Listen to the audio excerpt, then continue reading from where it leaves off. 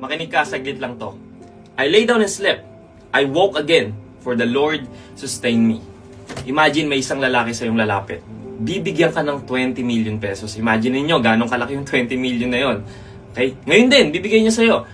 O sabihin na natin 50 million pesos. Ganong kalaking halaga. Magagawa mo lahat ng gusto mo. Mabibili mo yung house and lot na pangarap mo, yung kotse na pangarap mo, or masesecure mo yung future ng pamilya mo. Pero, may isang kondisyon. Bukas, hindi ka na magigising. Tatanggi ka, di ba?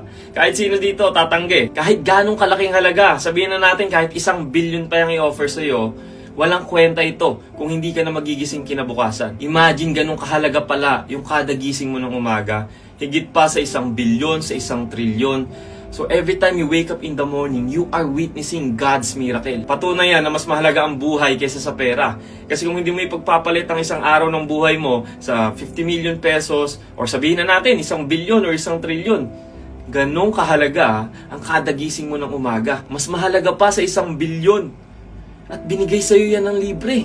Imaginein mo yun. Kasi yung binasa nating verse doon, si David ang nagsasalita doon. At alam ni David na hindi garantisado ang pagising kinabukasan. Ito'y regalo ng Diyos. Oo, madalas nagpapasalamat tayo sa promotion, na-promote ka, thank you Lord. Nagpapasalamat ka sa mga miracle, sa blessings. Pero madalas nakakalimot tayo magpasalamat. Diba yung pagmulat pa lang ng mata mo, tapos cellphone agad hawak mo, hindi ka man lang, Lord, thank you so much, kasi nagising ka na naman. Minsan, panay tayo pasasalamat sa mga answered prayers.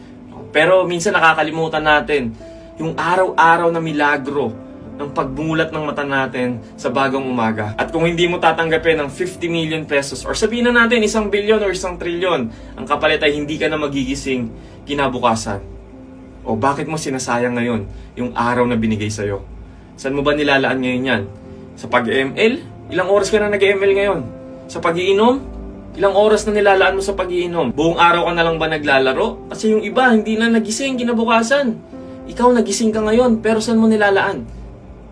Sa mga bagay ba na nakakapag-glorify sa Lord? Gusto ko lamang po kayong i-remind. Dahil kung napapanood nyo tong video na to ngayon, then God gave you another chance para magamit ka niya for His kingdom.